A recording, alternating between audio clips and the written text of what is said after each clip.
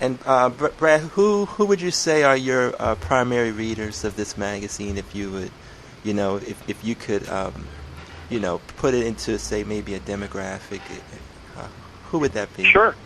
Yeah, the demographics are really, we focus it this way. We say the people that want to read the magazine are those people that are interested in seeing how they can make connections between their physical and their spiritual life. In other words, often these people either are physically active, they're working out at the gym, they're participating in a sport, or some other way that they're physically engaged, and they're really desiring to see how that spiritual element within them can be more effectively connected to their physical activities. Right. That being said, we probably find a large percentage of our readers are female, but certainly it's not limited to females. Okay. We have a lot of male readers as well, and then the age range is very broad, from youth to college age, clear through to seniors. So in terms of breaking down the demographics that way,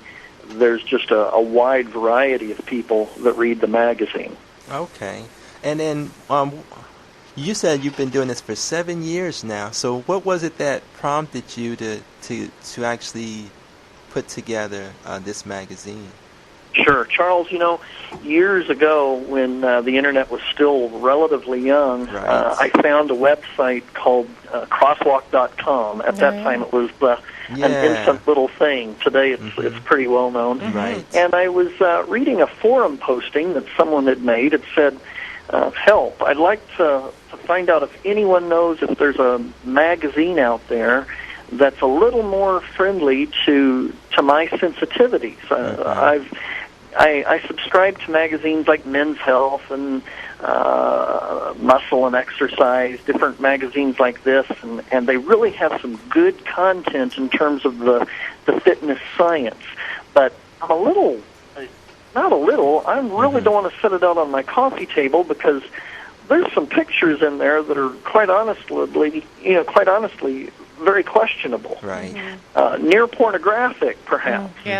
And so he said, the question was posted, is there an alternative? Well, that piqued my interest, and I started to do personal research myself and found out that, in fact, no, there wasn't any alternative.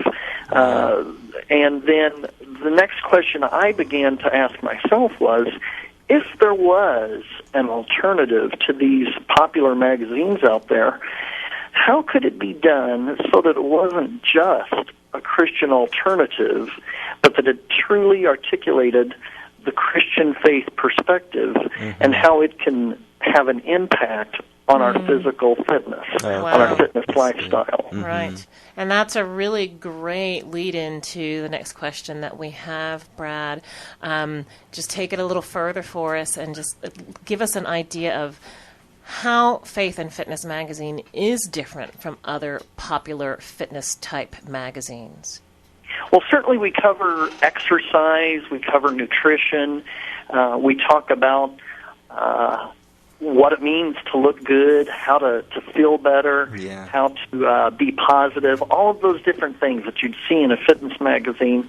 But what we really do is encourage our writers, and we have some marvelous contributors, to dig a little deeper before they sit down and put pen to paper, to ask themselves, just what is it that I can share that will really bring out a Christian faith perspective. Right. We've had some contributors, for example, like Dr. Cooper of the Cooper Institute out in Dallas. He's well identified as the father of aerobics, that wrote an article, or actually we interviewed him. And we've found that a lot of the high-profile people that have shared in Faith and Fitness magazine over the years, whether they be doctors, personal trainers, gym owners, professional bodybuilders, whatever it may be, that they actually love the opportunity to sort of take a no-holds-barred approach to being able to talk about how the Christian faith, their Christian faith, plays out in the work that they do, and how it bears out on the way that they interact with other people. And so that's really the driving thing that you see in the magazine, is that it really tries to dig a little deeper. And so many times, how many times have you looked at a fitness magazine or read some magazine, and from your own personal perspective, you just go, wow, they're getting so close to some really great truths, but then they stop and they back off because that's not politically correct. Right.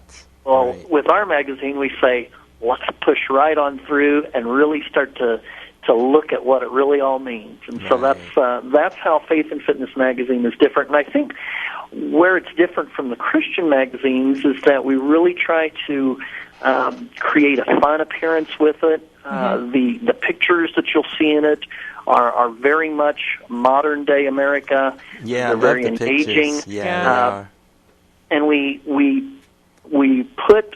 very bold about presenting the Christian faith perspective, and yet we really work hard not to make it exclusive for our Christian readers. We want it to be something that any person out there could start reading, and they would be very drawn into it. Right. Oh, okay, good. Wow, that's really exciting, and we are grateful for Faith and Fitness magazine. We enjoy it.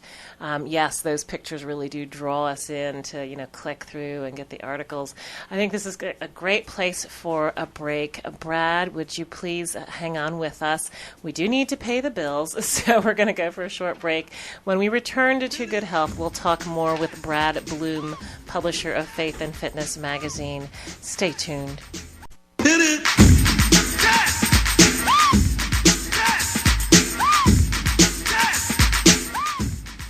Welcome back to the Too Good Health Show, your dependable resource for health, fitness, and nutrition information.